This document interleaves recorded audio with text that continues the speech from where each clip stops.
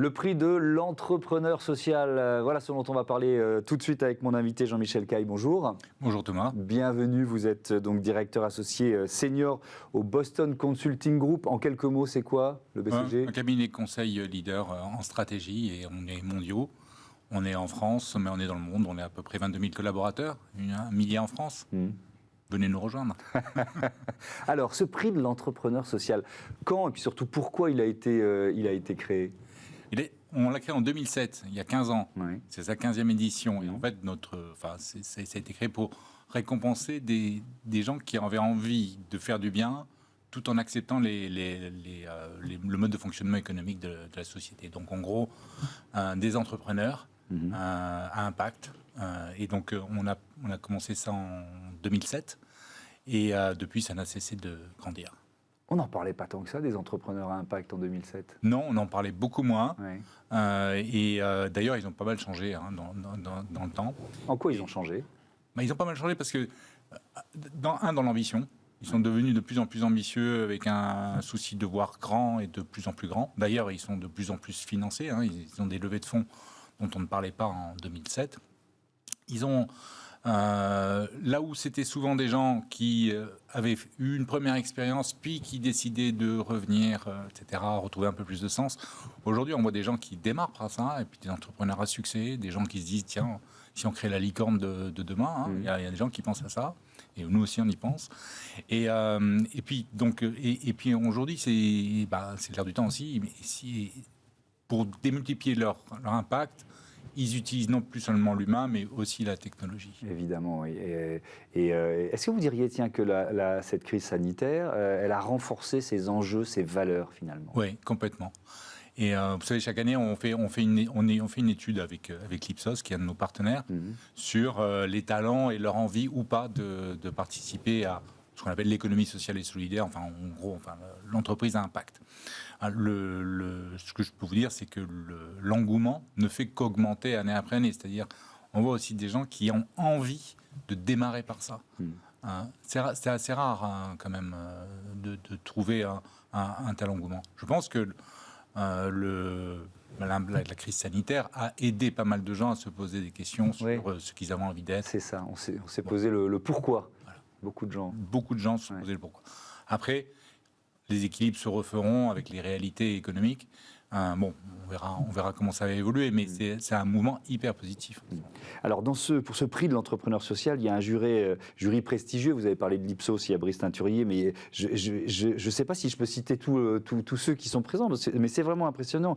Jean-Paul Agon, le patron de L'Oréal, Sophie Bellon, qui est la présidente du conseil d'administration de la Sodexo, il y a Pascal Demurger, le directeur général de la Maïf, qu'on a reçu ici, Xavier Huillard, Pierre-René Lema, Frédéric Oudéa, Geoffroy Roux de Bézieux, Augustin de Romanet, etc., etc. Enfin bon, c'est pas seulement ronflant. Qu'est-ce que ça veut dire?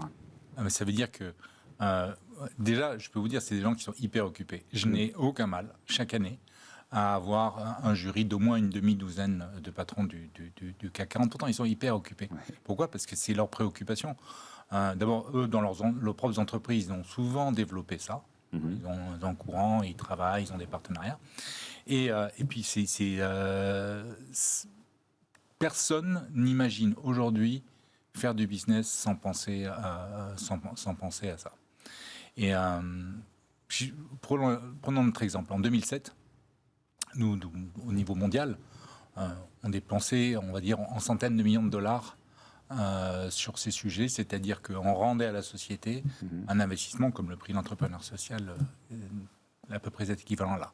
Aujourd'hui, en 2021, on va parler en plusieurs centaines de millions de dollars pour ce qui nous concerne, qui sommes une petite entreprise à l'échelle de la planète, où nous rendons à la société, où nous essayons de travailler sur ces sujets. Et je peux vous dire qu'il n'y a pas un BCG, un de nos on va dire, de nos BCGers, collaborateurs, de nos collaborateurs, voilà, excusez-moi, qui ne considèrent pas ça comme légitime. Tout le monde a envie de participer. Alors, ce prix, qui peut se présenter, qui peut candidater et jusqu'à quand? Est-ce que c'est terminé, là? Alors, c'est presque terminé. Allez-y, vous pouvez y Ouais. aller, parce que les dernières années, parfois, c'était le dernier candidat qui a eu le prix. Je dirais pas qui c'est.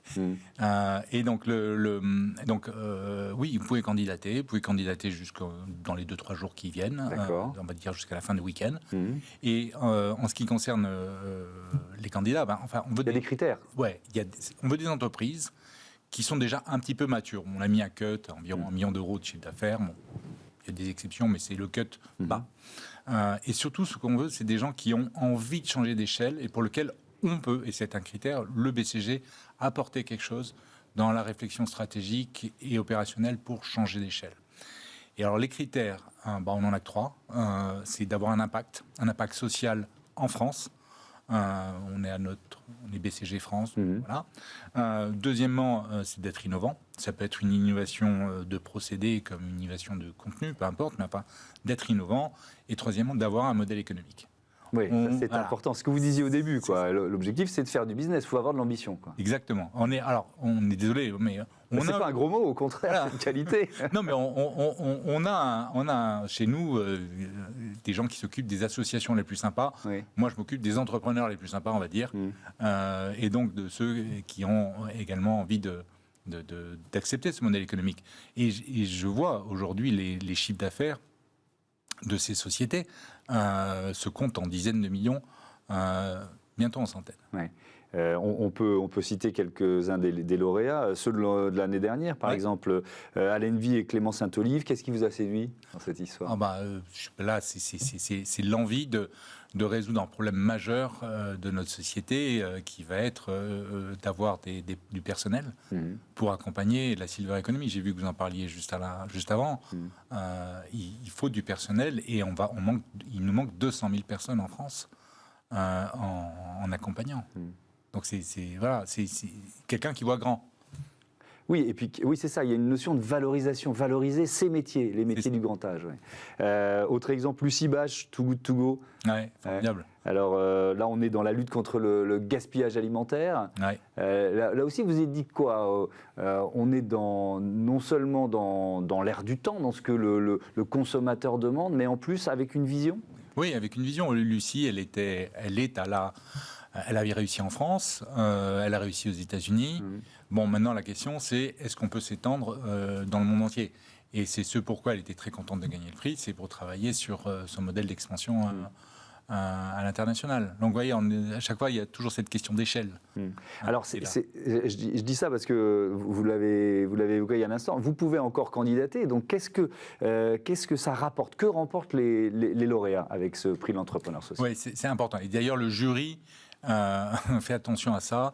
Et en fait, parce que le lauréat ça lui rapporte une mission BCG de plusieurs semaines, une vraie mission stratégique et organisationnelle sur où est-ce qu'il en est, où est-ce qu'il pourrait aller, comment allouer ses ressources, et puis quel plan d'action mettre en œuvre. Donc c'est une vraie grosse mission BCG. Donc les patrons du CAC 40 qui d'habitude payent ça. Oui, ils savent quel est le prix, oui. Ils savent quel est le prix, donc ils font attention à qui ils le donnent et s'il y a vraiment une utilité. Donc ça, c'est pour le vainqueur. Ou les deux vainqueurs d'ailleurs, puisque cette année, maintenant, il y a 2 vainqueurs sur le prix, donc on a 2 fois plus de chances. Et puis surtout, les autres, dans tous les cas, sont gagnants. Ils vont gagner une exposition à un jury du CAC 40 avec lequel ils vont faire des affaires. Ça, je vous assure que... Oui, même ceux qui n'ont pas été choisis ont souvent initié un business à l'occasion du prix de l'entrepreneur social. D'abord, c'est toujours un déchirement. Le choix, les débats, il faut les mener. Hein. C'est toujours un déchirement. Lui, pas lui. Oh, pourquoi elle? Mais non. Voilà. Bon, donc, toujours un déchirement. Donc, ils font toujours du business avec eux après. Ensuite, il y a une grosse exposition médiatique parce qu'on a un partenaire, Change Now, on a le Parisien, ça fait du bruit, etc. Et puis, ils auront tous gagné. Pendant le processus, on fait une sorte de due diligence. Parce que, donc, les consultants du BCG analysent le dossier, leur disent voilà, les forces, faiblesses du dossier, etc. Donc, ils ont eu une mini due diligence fait avec les consultants du BCG qui leur permet d'apprendre à mieux pitcher, puis aussi de mieux se connaître sur leurs forces et faiblesses. Donc c'est pas mal. Oui, c'est bien. Et dernier mot, les lauréats 2021, on les connaîtra quand? Vous les connaîtrez en mai. Enfin, au prochain, non, si je me trompe, non, c'est mai, c'est Change Now, au prochain salon Change Now. Eh ben voilà, Change Now, le mois de mai, on sera là évidemment pour récupérer, recevoir, découvrir le nom de ces lauréats. Merci beaucoup, merci Jean-Michel Caille. À bientôt sur Bismart. On passe maintenant à notre débat. On va dévoiler cette future ferme urbaine à Châtenay-Malabry.